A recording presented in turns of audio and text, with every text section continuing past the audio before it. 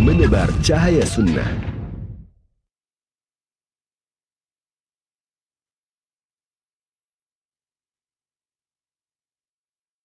Ikhwatal Islam, kita simak dikumandangkannya azan untuk sholat zuhur bagi daerah Jakarta dan sekitarnya. Allahu Akbar, Allahu Akbar, Allahu Akbar, Allahu Akbar. Ashhadu an la ilaha illallah, ashhadu an la ilaha illallah, ashhadu anna Muhammadan Rasulullah,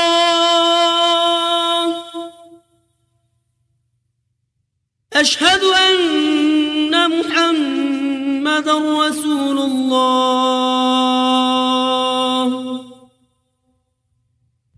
Hayya 'alas salah,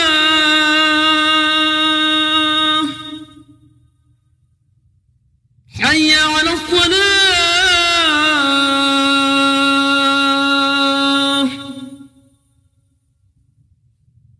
hayya 'alal falah,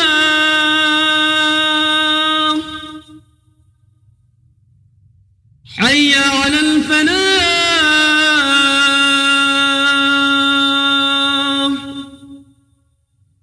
Allahu Akbar, Allahu Akbar.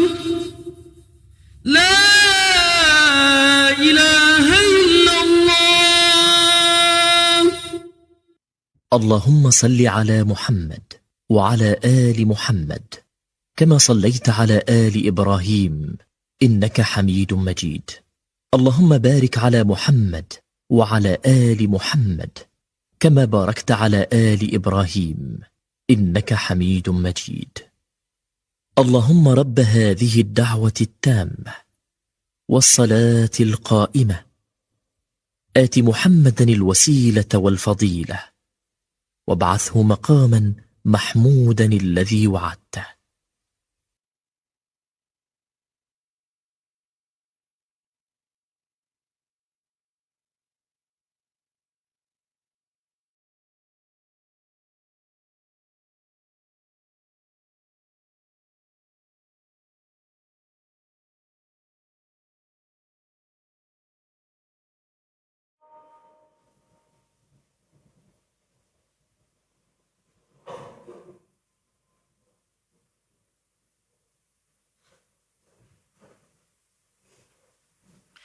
إن الحمد لله نحمده ونستعينه ونستغفره ونعوذ بالله من شرور أنفسنا ومن سيئات أعمالنا.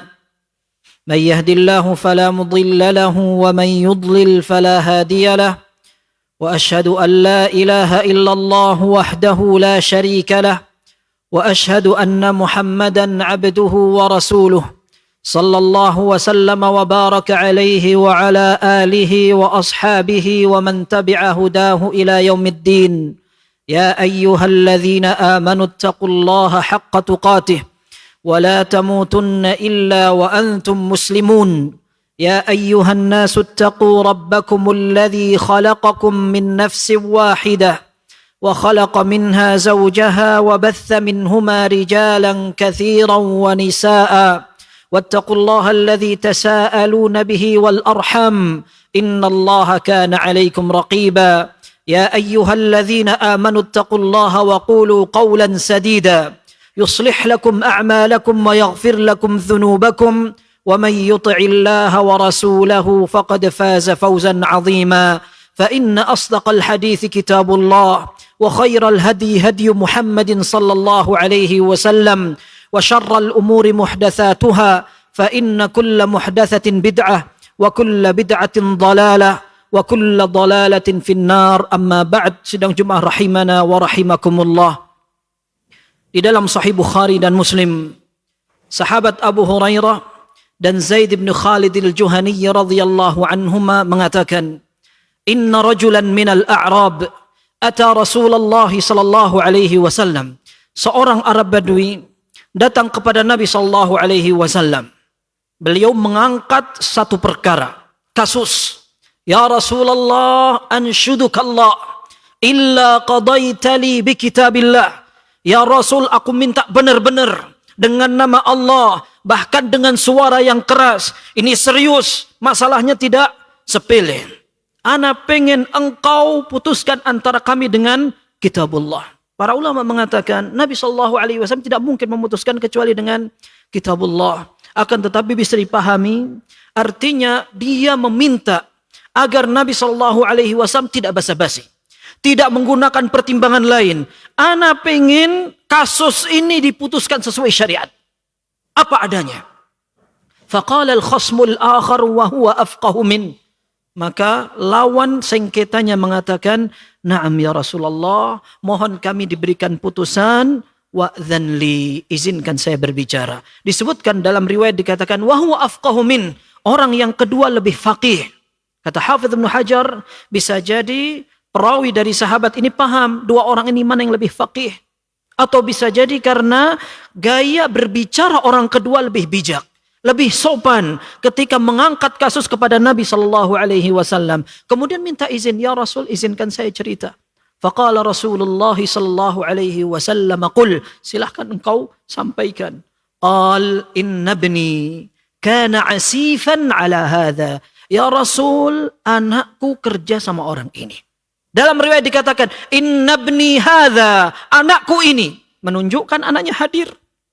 Dia kerja dengan orang ini. Fazana bimra'atih, tapi akhirnya zina, selingkuh dengan istrinya. Dalam riwayat dikatakan, walam yuhsanu ibni, anakku belum menikah. Dia berzina dengan istri tuan atau majikannya. Maka dia mengatakan, fa ukhbirt anna 'ala ibni ar-rajm. Aku diberitahu orang-orang, anakku harus dirajam. Faftadaitu minhu bimi'ati syatin wa walida. Aku siap tebus. Aku siapkan 100 ekor kambing dan 1 budak perempuan untuk tebusan anakku biar tidak dirajam dia.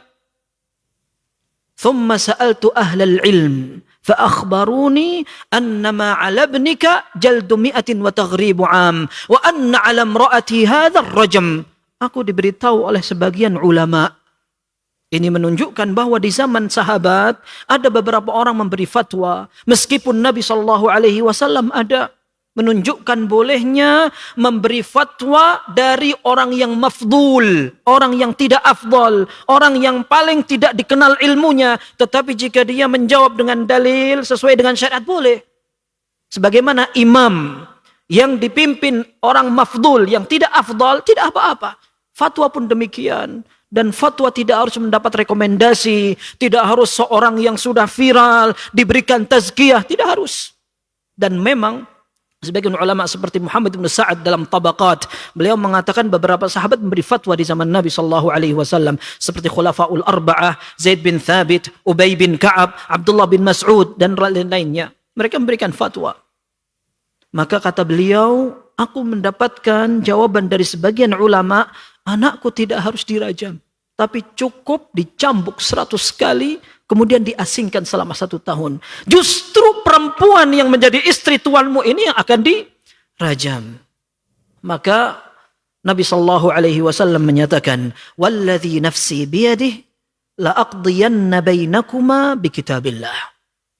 Demi Allah yang jiwaku berada di tangannya, aku akan putuskan dengan kitabullah.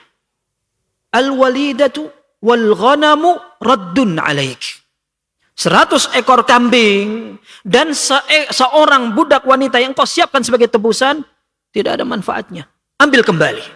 Dan ini para ulama mengatakan, tidak boleh seorang menyogok untuk dibatalkan satu hukum syariat. Berdosa dia, dan itu merupakan dosa besar. Ketika seorang diputuskan dengan satu undang-undang dalam syariat, dia tidak bisa bermain bayar sogok menyogok. Kemudian wa anna 'ala ibnika jaldu mi'atin wa taghribu 'am, dan anakmu betul, anakmu akan dicambuk 100 kali dan akan diasingkan selama 1 tahun.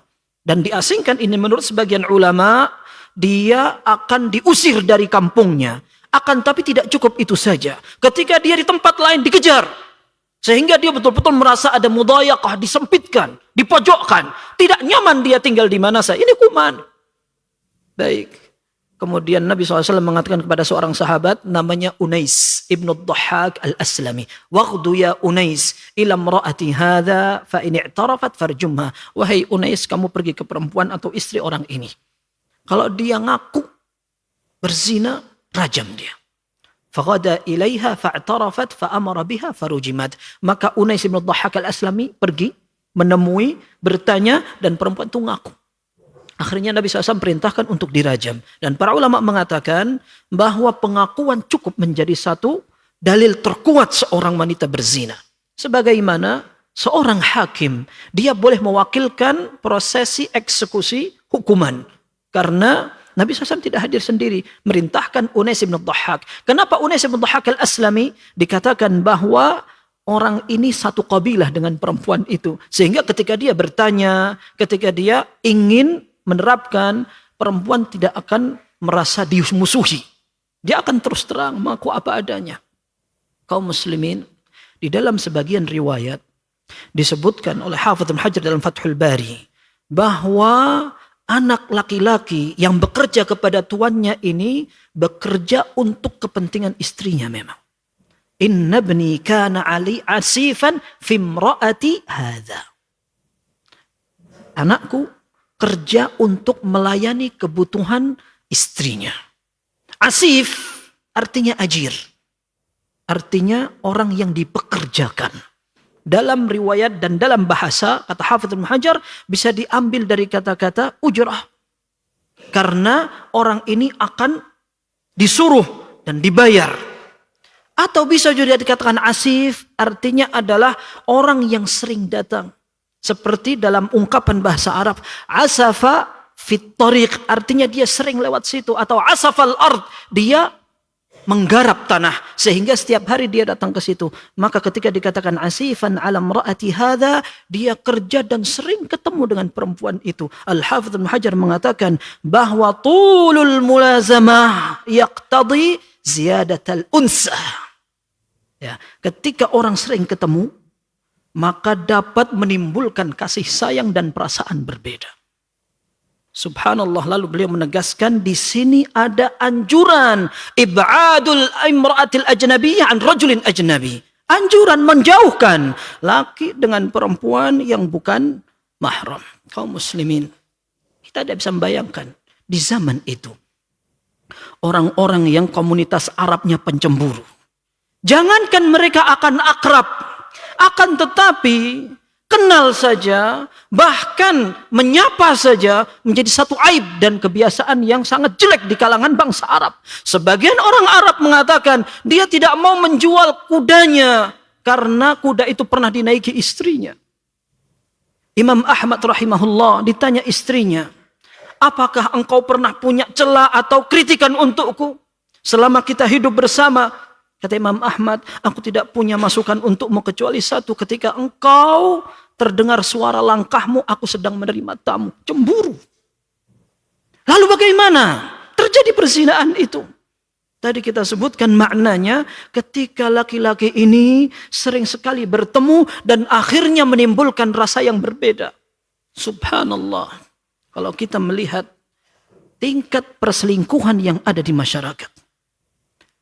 Ketika lembaga survei, yang kalau kita sebut namanya hampir semua kita tahu, mengatakan bahwa ternyata 85% sebagian mereka mengatakan proses perselingkuhan terjadi di dunia kerja. Kenapa demikian? Hampir waktu produktif dimiliki seorang laki dan perempuan di tempat karirnya habis di tempat kerja. Bersama orang lawan jenis yang menjadi tempat adu kasih. Saling bekerja sama, kemudian capek bersama, dan itulah waktu yang sangat prinsip.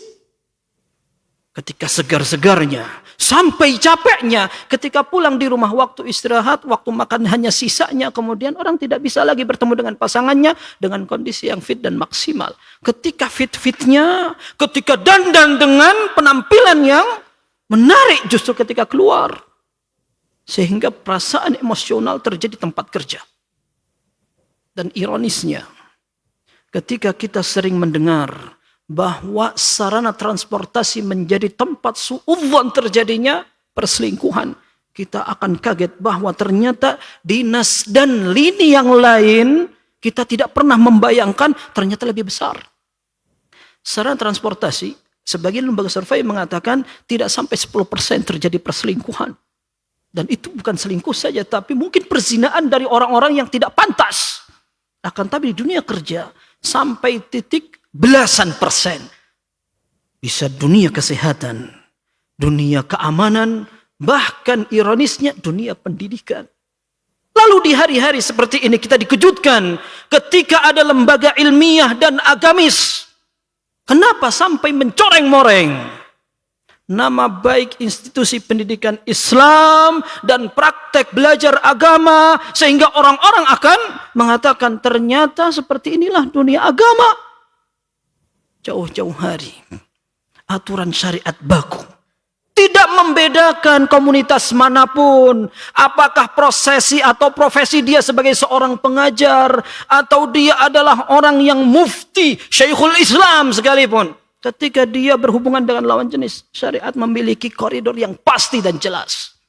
La yakhluwanna rajulun bimra'atin illa wasyaitanu thalithuhuma. Tidaklah seorang laki dan perempuan menyendiri, kecuali syaitan akan menjadi pihak ketiga.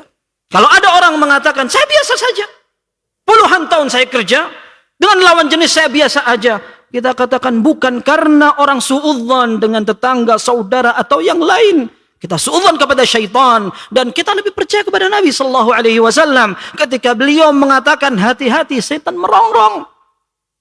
Dan kini terbukti. Dan ini yang terbukti. Yang tidak terbukti dan tersembunyi. Bagaimana orang bahkan sampai mengaku 40% dari orang yang kerja pernah mengalami perselingkuhan dengan kawan dan rekan kerjanya. Na'udzubillah, na'udzubillah. Kita sebagai seorang laki-laki tahu perintah Nabi SAW, kemudian kita memiliki kecemburuan, kita memiliki tanggung jawab dan akan ditanya perwalian, rujulah, atau bagaimana mengayomi dan melindungi. Ketika Nabi SAW menyatakan al-mar'atu 'auratun fa idza kharajat istashrafaha syaitan. Seorang wanita adalah aurat, kalau dia keluar dari rumahnya maka setan akan memperindahnya. Maka ini khitab juga. Ini adalah ajakan untuk para wali agar mereka sadar betapa tanggung jawab kita kepada keluarga perempuan betul-betul tidak gampang. Lalu bagaimana dengan keluarga yang kerja di tempat yang campur, kemudian bahkan kalau perlu melakukan perjalanan jauh tanpa mahram. Lalu dengan alasan gampang saja dia punya kawan-kawan yang kita percaya. Kita tidak mungkin mengawasi terus atau kita suudzon, berburuk sangka. Akan tetapi syaitan tidak akan bisa diam untuk tidak memusuhi kita. Kaum muslimin, di dalam hadis dan ayat banyak diberikan kaidah-kaidah yang akhirnya disimpulkan sebagai saddud dzari'ah. Saddud dzari'ah artinya menjaga dan menutup peluang agar orang tidak terjerumus ke dalam kesalahan. Ini berlaku agar kita tidak masuk dalam akibat yang disesali.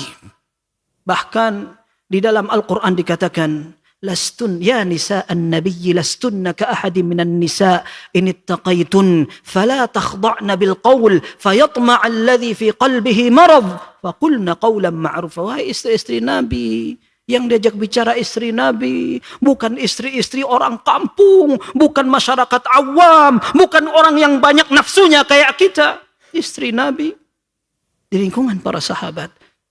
Kata Allah Azza wa Jal, jangan melenggak-lenggokkan suara, karena akan membuat orang yang di dalam hatinya penyakit menjadi tamak.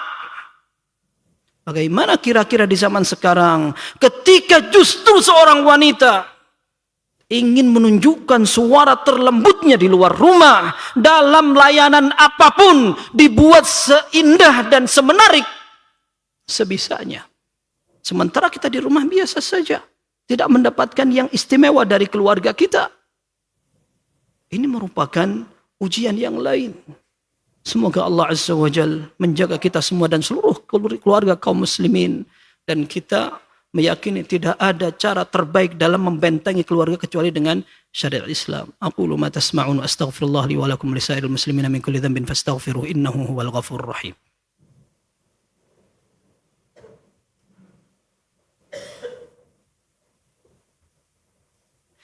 Alhamdulillahi rabbil alamin.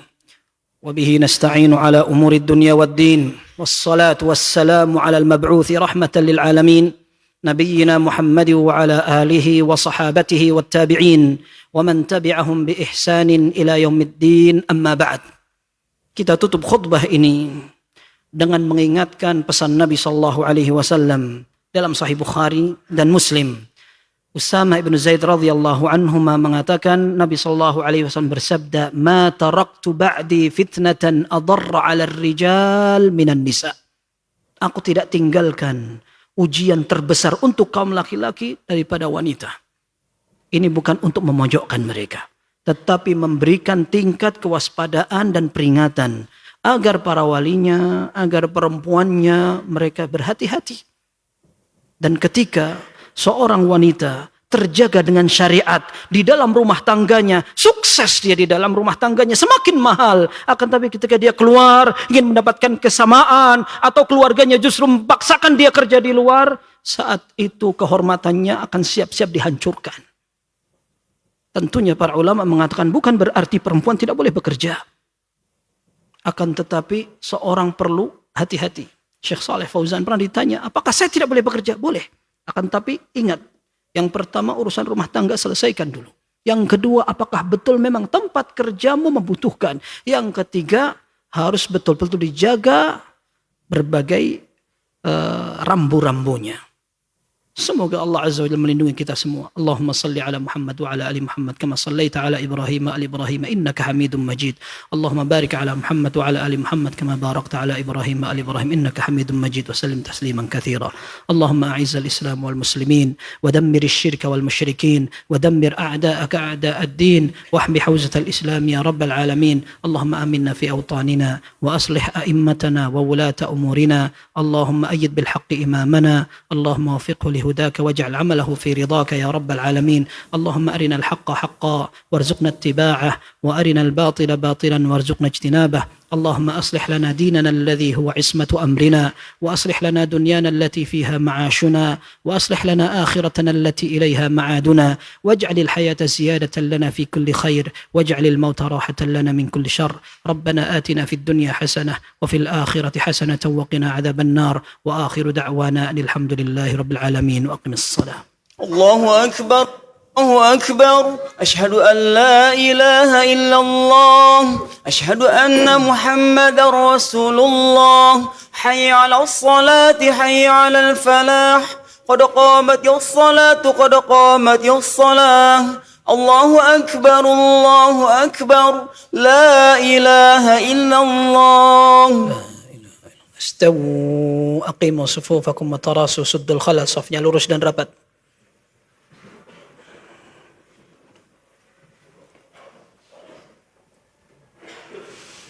Allahu akbar. Subhanakallahumma wa bihamdika tabarak ismuka wa ta'ala jadduka.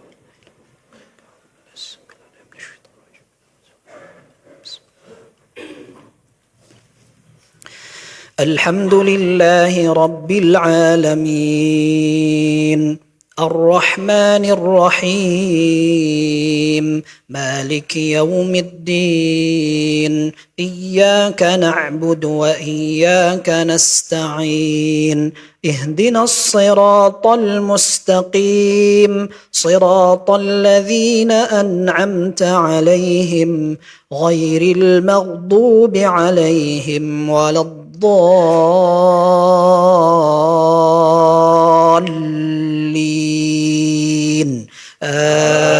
آمين. سبح اسم ربك الأعلى الذي خلق فسوى والذي قدر فهدى والذي أخرج المرعى فجعله غثاء أحوى سنقرئك فلا تنسى إلا ما شاء الله إنه يعلم الجهر وما يخفى ونيسرك لليسرى فذكر إن نفعت الذكرى سيذكر من يخشى ويتجنبها الأشقى الذي يصلى النار الكبرى ثم لا يموت فيها ولا يحيا قد أفلح من تزكى وذكر اسم ربه فصلى بل تؤثرون الحياة الدنيا والآخرة خير وأبقى إن هذا لفي الصحف الأولى صحف إبراهيم وموسى. الله أكبر.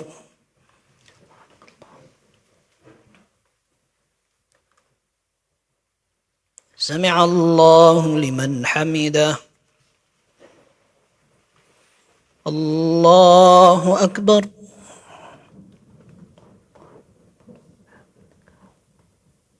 الله أكبر. الله أكبر.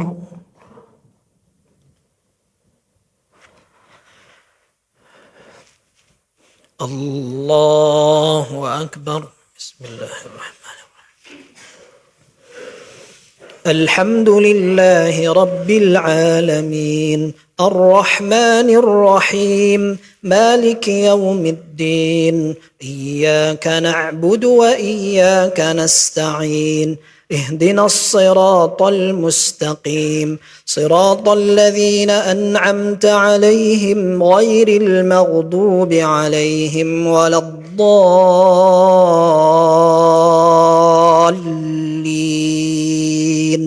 آمين. هل أتاك حديث الغاشية وجوه يومئذ خاشعة عاملة ناصبة تصلى نارا حامية تسقى من عين آنية ليس لهم طعام إلا من ضريع لا يسمن ولا يغني من جوع وجوه يومئذ ناعمة لسعيها راضية في جنة عالية لا تسمع فيها لاغية فيها عين جارية فيها سرر مرفوعة وأكواب موضوعة ونمارق مصفوفة وزرابي مبثوثة أفلا ينظرون إلى الإبل كيف خلقت وإلى السماء كيف رفعت وإلى الجبال كيف نصبت وإلى الأرض كيف سطحت فذكر إنما أنت مذكر لست عليهم بمسيطر إلا من تولى وكفر فيعذبه الله العذاب الأكبر إن إلينا إيابهم ثم إن علينا حسابهم. الله أكبر.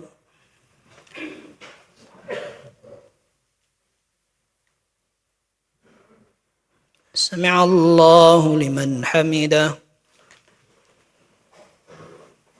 الله أكبر.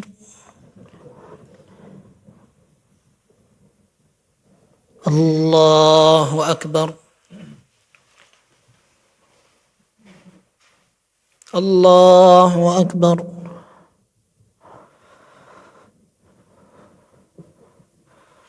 الله أكبر.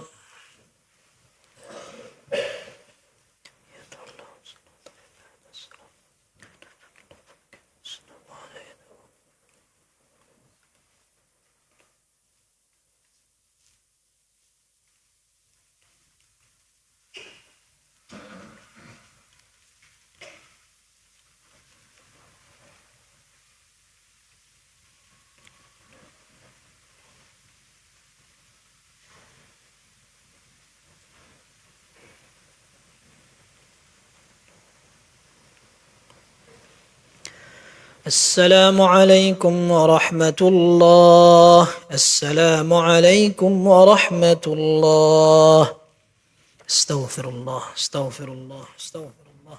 اللهم أنت السلام ومنك السلام.